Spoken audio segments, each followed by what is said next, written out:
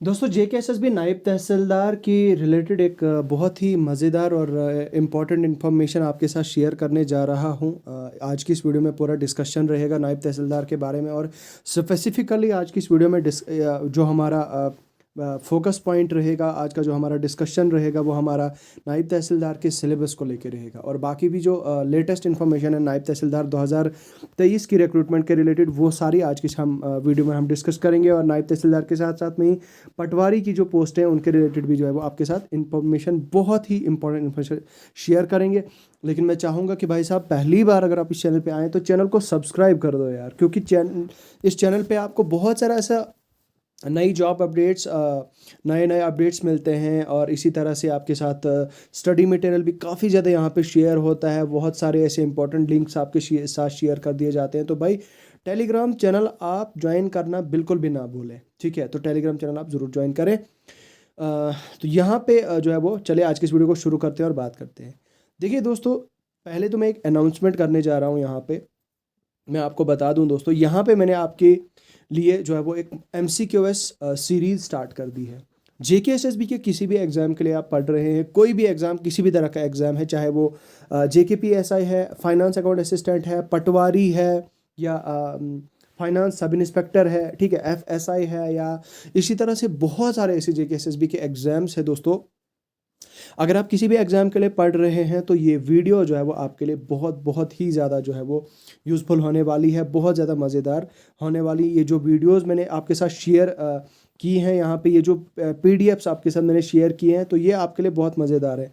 मैं आपको एक ग्लिम्प्स छोटा सा दिखा देता हूँ। जैसे फॉर एग्जांपल यहाँ पे अगर आप देखें दोस्तों, क्वेश्चन है, in which session of the Congress और demand of Purna Swaraj accepted as the main aim of the Congress. यहाँ पे मैं आपको दिखाऊं दोस्तों, ये क्वेश्चन इतना ज़्यादा इंपॉर्टेंट है। देखो कितनी बार, 1 2 3 4 5 6 बार एसएससी ने इस एग्ज़ाम को पूछा है। इससे आप अंदाज़ा लगा सकते हैं कि भाई एसएससी सीपीओ सब इंस्पेक्टर 2005 में आया है, 2009 में, मतलब रिपीट हुआ है एसएससी सीपीओ में। तो भाई साहब ऐसे ही क्वेश्चन मैंने कलेक्शन ऑफ क्वेश्चंस लाए हैं आपके लिए, जो एक्सट्रीमली इंपॉर्टेंट है, जो 8 8 10 10 बार ऐसे पूछे गए हैं। तो ये सारी PDFs आपके साथ शेयर हुई हैं, और पूरा मैंने आपके साथ इन पे एक लेक्चर और आपकी एक प्लेलिस्ट जो है वो आपके लिए बना दी है। वो प्लेलिस्ट आप देख सकते हैं, आपको यहाँ पे प्लेलिस्ट में मिल जाएगी। पॉलिटी, हिस्ट्री, ज्योग्राफी को लेके अलग अलग जो है वो आपको MCQs मिल जाएंगे, ठीक है? तो आप MCQs वो ज़रूर देखिए। अब यहाँ पे मैंने क्या, मेरा मेरा सेशन, मेरा ये मकसद क्या रहता है दोस्तों, सबसे पहले तो मैं क्वेश्चन आपको समझाता हूँ। अगर पूर्ण स्वराज पता नहीं तो पूर्ण स्वराज के बारे में आपको समझा दिया। उसके बाद अगर आपको भाई कलकत्ता में कौन सा सेशन हुआ था, मद्रास में कौन सा मॉडर्न हिस्ट्री का हुआ था, लाहौर में क्या हुआ था, नागपुर में, मतलब एक क्वेश्चन के बारे में जैसे कहते हैं ना कि पूरी आंतड़ियाँ बाहर निकाल के लाते हैं। तो पूरा मैं आपको जो है वो ये सेक्शन वाइज जो है वो आपको समझाता हूँ। तो इसको आप ज़रा भी स्किप ना करें यार, ठीक है? आज मैंने जो है वो आज नहीं बल्कि कल मैंने एक A to Z जो है वो ईडियम्स की एक क्लास शेयर की थी, एक PDF शेयर की थी।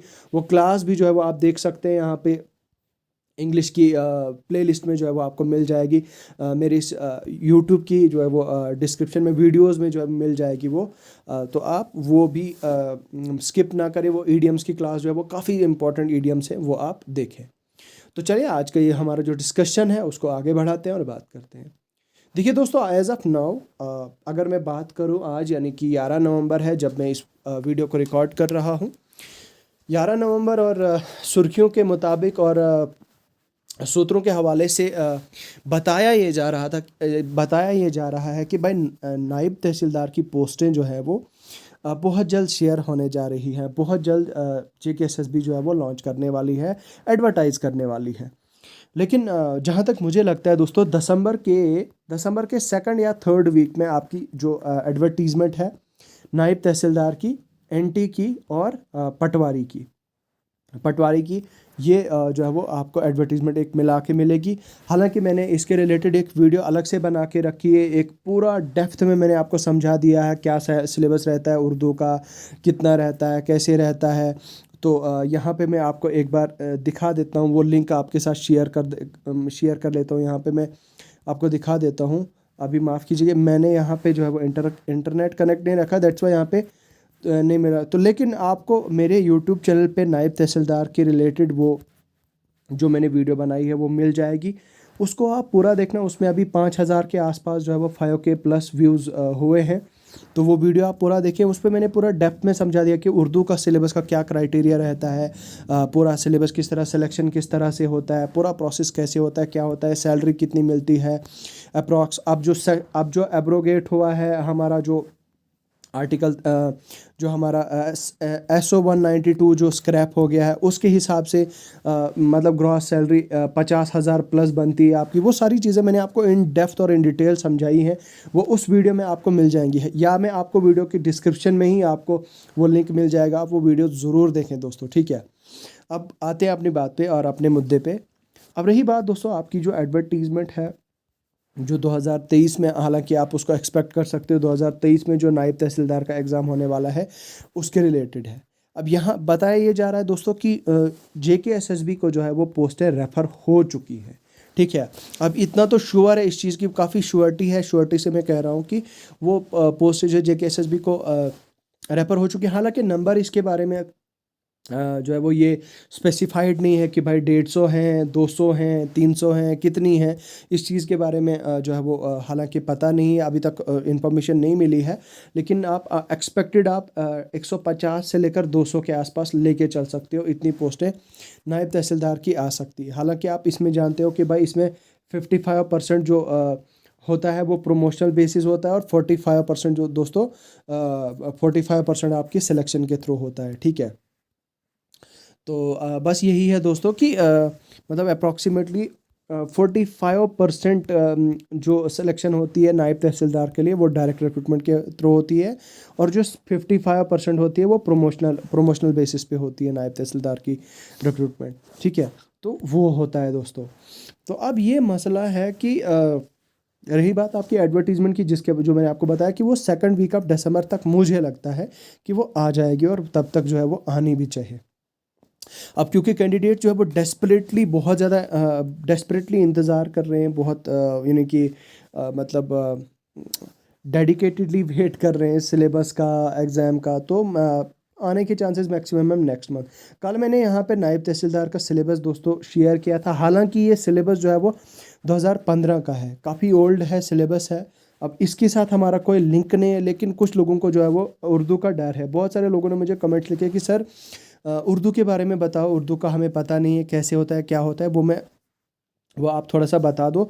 तो उसकी चीज़ें, उसके बारे में मैं आपको रफ़ आइडिया देना चाहूँगा। हालांकि मेरा मकसद ये नहीं है कि यहाँ पे आपको भाई पुराना सिलेबस उठा के डाल दिया और आपको बता दिया कि चलो भाई ये सिलेबस, ऐसा बिल्कुल भी नहीं है।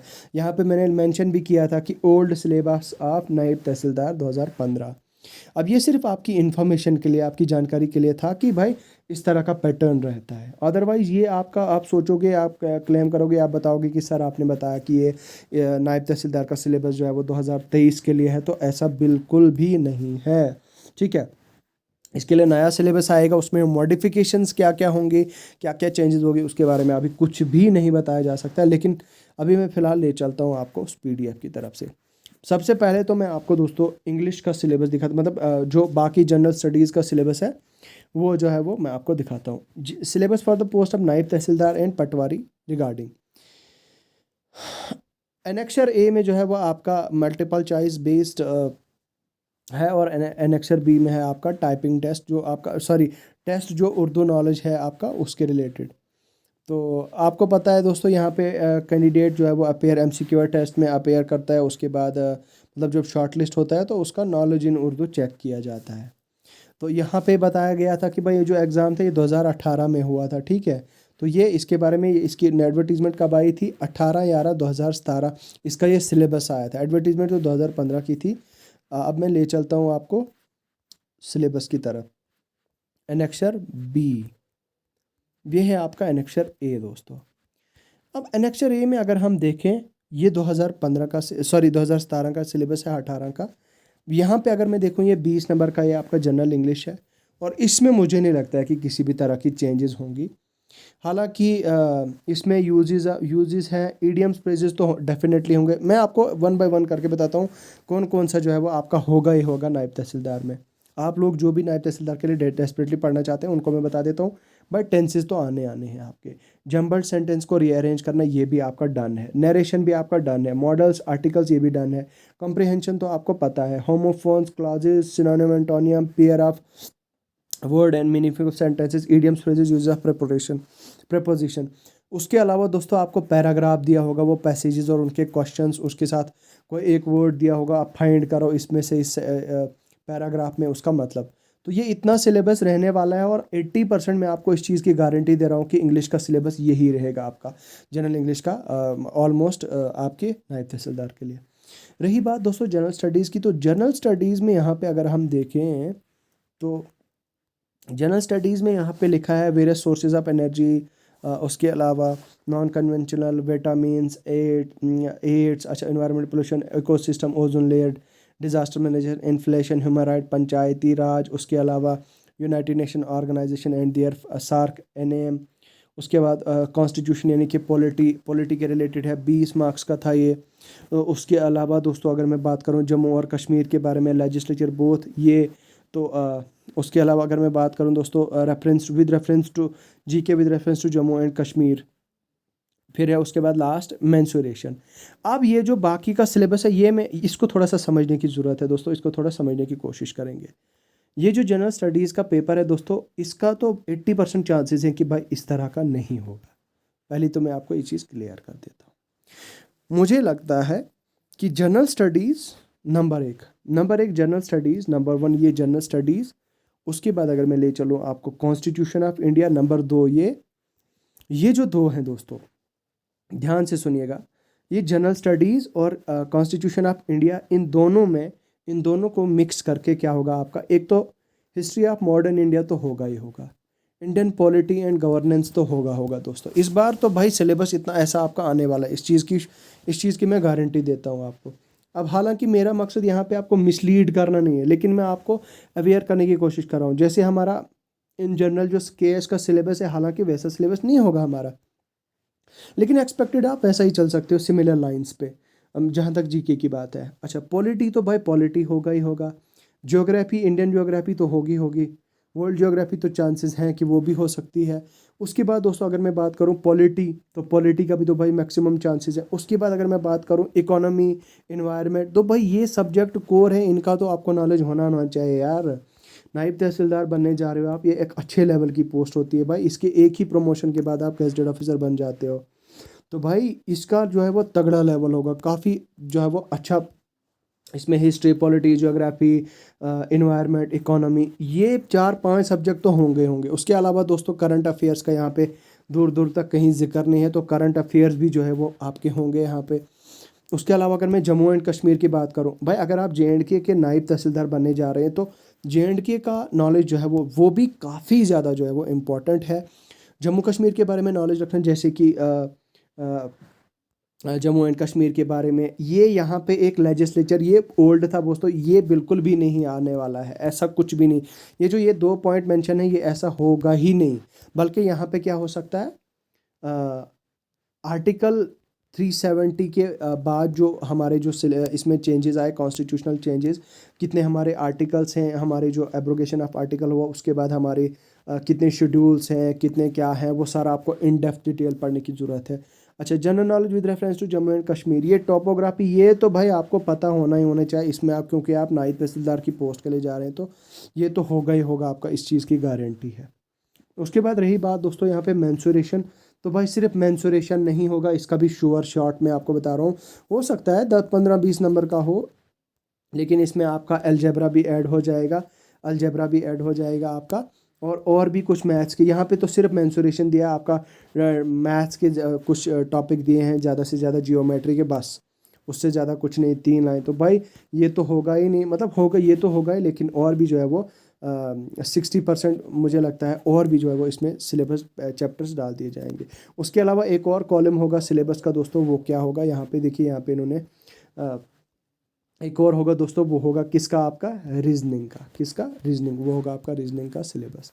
ठीक है, उसके बाद मैं बात करूँ जो आपका उर्दू सेक्शन है। अब उर्दू सेक्शन में आप ध्यान से सुनिएगा दोस्तों, जिनको उर्दू नहीं आती है और जिनको आती भी है, वो आप थोड़ा सा ध्यान से सुनेंगे। यहाँ पे मैं इंस्ट्रक्शन आपके सामने खुद पढ़ूंगा भाई, इंस्ट्रक्शन में तो चेंजेस नहीं होगी। The exam intent to check the Urdu बस देखो, ये जो उर्दू का टेस्ट होता है दोस्तों, आपको ये उर्दू का नॉलेज जो है वो चेक करने के लिए लिया जाता है। The same will be tested through reading and writing total. अच्छा, आपकी रीडिंग भी चेक होगी और राइटिंग भी होगी। 100 मार्क्स का आपका 2 घंटे का पेपर होगा, आपका जो उर्दू का पेपर है। अब यहाँ पे बताया जो जा रहा है दोस्तों कि open merit category will require to score 40% at least और 33% in reading and writing section. उसके अलावा दोस्तों राइटिंग ऑफ नॉलेज भी जो है वो for this exam to be qualified. अब उसके अलावा दोस्तों जो बाकी कैटेगरीज़ के कैंडिडेट्स हैं उनको 35%, 33% हर एक सेक्शन में जो है वो थोड़ा सा उनको कंपनसेशन है। उसके बाद दोस्तों यहाँ पे अगर मैं बात करूँ तो रीडिंग सेक्शन जो आपका 50 मार्क्स का है, वो 50 मार्क्स का क्या है। सबसे पहले आपका दोस्तों लेटर राइटिंग 150 मिनट, 150 वर्ड का लेटर राइटिंग उर्दू में यह आपको आना चाहिए। 1 English passage to be translated in Urdu, ये भी 10 नंबर का। 1 Urdu passage to be translated into English, ये भी आपको 10 नंबर का। एक ऐसे 300 वर्ड्स का दोस्तों एक सोशल रेलेवेंस पे, ये एक 10 नंबर का। टू 10 सेंटेंसेस टू बी, अच्छा 10 सेंटेंसेस आपको बनाने होंगे हर एक वर्ड की, ये आ गया आपका 50। ठीक है, ये है आपका उर्दू का जो आपको बताया गया। अब मैं ले चलता हूँ उस उर्दू के सिलेबस की तरफ जो उर्दू का इन्होंने पहले दे के रखा था, जो हालांकि वो पुराना है, इससे 2017 से पहला पहला है वो, लेकिन मैं आपको फिर भी थोड़ा सा रफ आइडिया दे देता हूँ। देखिए यहाँ पे आप देखिए दोस्तों, यहाँ पे अगर आप देखें तो बाद मुताला इक़्तिबास और सही जवाबात, ठीक है। तो यहाँ पे देखिए उसके बाद इक़्तिबास को मुख्तसर करना, खलासा और अनवान की तस्वीर। अब सबसे पहला जो दोस्तों अगर मैं आपको समझाऊँ, ये है मतलब एक पैसेज होगा, जैसे इंग्लिश में पैसेज होता है और उसमें पैसेज के बाद जो क्वेश्चन होंगे आंसर होंगे, उसी तरह उर्दू में पैसेज होगा, उसके बाद क्वेश्चन और उनका आंसर। यही होता है दोस्तों बाद मुताला इक़्तिबास और सही जवाबात। उसके बाद 1 नंबर 1 इक़्तिबास को मुख्तसर करना, खुलासा और अनवान की तस्वीर। अब इसका मतलब ये होता है दोस्तों कि उर्दू में एक पैसेज दिया होगा 5-6 लाइंस का, उसको आपने क्रिस्प करके शॉर्ट करके दोस्तों क्या काम करना है, मतलब एक उसका एक मतलब एक समरी टाइप आपने बनवानी है, वो आपने तैयार करके वो लिखनी है। उर्दू अल्फाज का वाहिद जमा, मतलब आपको सिंगुलर प्लूरल उर्दू वर्ड्स का आपको आना चाहिए, सिंगुलर प्लूरल उर्दू का। और उनका मतलब उनका मीनिंगफुल वर्ड्स में यूज़ करना, जैसे कि सिंगुलर है, प्लूरल है। सिंगुलर वर्ड है जैसे कि गुड है, गुड पे क्या सेंटेंस बनेगा। इसी तरह से सॉरी माफ़ कीजिएगा, मैं तो फॉर्म्स पे आ गया, वो उसकी फॉर्म्स पे आ गया। मान लो कि पर्सन है, पर्सन क्या है, पर्सन। या मैन क्या है, मैन सिंगुलर है, मैन क्या है, सिंगुलर है। MEN, मैन क्या है, प्लूरल है। तो मैन को कैसे आपने सेंटेंस में यूज़ करना है और मैन को आपने कैसे सेंटेंस में यूज़ करना है। मैन को उर्दू में क्या बोलते हैं, आदमी। मैं आपको यहाँ पे एक बार बताता हूँ, मैन को उर्दू में बोलते हैं आदमी, ठीक है। और मैन को क्या बोलते हैं दोस्तों, मैन को भी आदमियों बोलते हैं, आदमियों, ठीक है, आदमी ही बोलते हैं ऑलमोस्ट।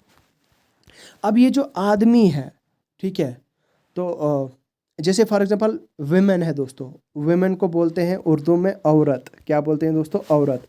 और विमेन मतलब विमेन तो विमेन होती है, उसको उर्दू में उसका जो प्लूरल होगा उसको बोलते हैं औरतें। क्या बोलते हैं दोस्तों, औरतें।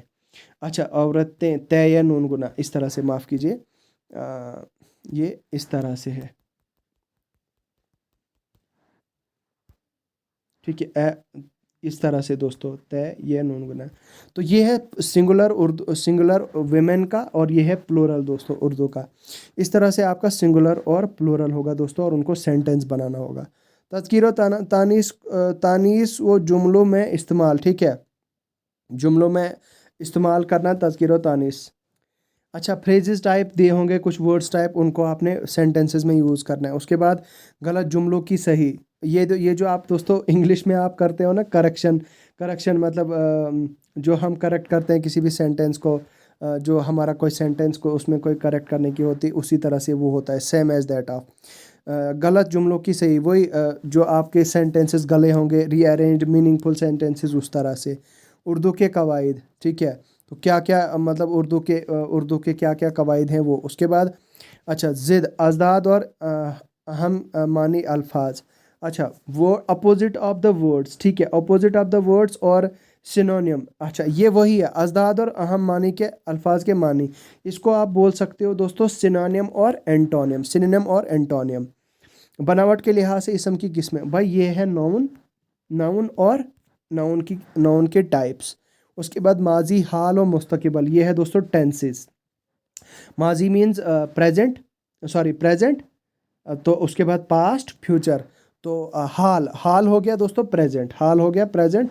हाल यहाँ पे देखो हाल बता रहे हैं प्रेजेंट, तो माजी क्या हो गया दोस्तों, माजी, हाल और मुस्तकबिल। तो माजी, ये हाल क्या हो गया अभी, तो माजी हो गया दोस्तों गुजरा हुआ ज़माना और मुस्तकबिल होगा फ्यूचर। तो ये आ गया फ्यूचर, ये प्रेजेंट, पास्ट, फ्यूचर, ये है मतलब टेंसेस। उसके बाद ज़माने के लिहाज से फ़ैल की कैफियत, वर्ब और वर्ब की टाइप्स वगैरह, वो तरकीब नजवी, इसम, फ़ैल, उरूफ। अच्छा, वर्ब, ठीक है, वर्ब है, नाउन है, ठीक है, वर्ब नाउन है, उनके टाइप्स वगैरह उसके बारे में आपको पढ़ना है। मतलब इन शॉर्ट अगर बात की जाए तो ये आपका उर्दू का ग्रामर वगैरह जो है वही उसमें कवर होता है दोस्तों। तो अगर ओवरऑल देखा जाए तो भाई कुछ भी नहीं है, अगर आपने थोड़ी बेसिक उर्दू पढ़ी है तो बहुत बहुत जो है वो इजी है, ये कुछ भी नहीं है, ये ज़्यादा टफ नहीं है। बाकी यहाँ पे आई नो कुछ लोग यहाँ पे आएंगे, मतलब सो कॉल्ड इंटेलिजेंट लोग, वो कुछ लोग यहाँ पे कमेंट सेक्शन में कमेंट करेंगे कि आप लोगों को फेक इन्फॉर्मेशन देते हो, ये देते हो, वो देते हो। हालांकि हमारा मकसद नहीं होता है भाई, अगर हम अपना टाइम डिवोट कर रहे हैं किसी चीज़ के ऊपर, टाइम लगा रहे हैं, तो हमारा मकसद होता है कि भाई हम आप तक इन्फॉर्मेशन अच्छी पहुँचाएँ, जेन्युइन इन्फॉर्मेशन आप तक पहुँचाएँ, ताकि आपका नॉलेज बढ़े और आपको अवेयरनेस मिले। हमारा मकसद आपको अवेयर कराना होता है, हमारा मकसद आपको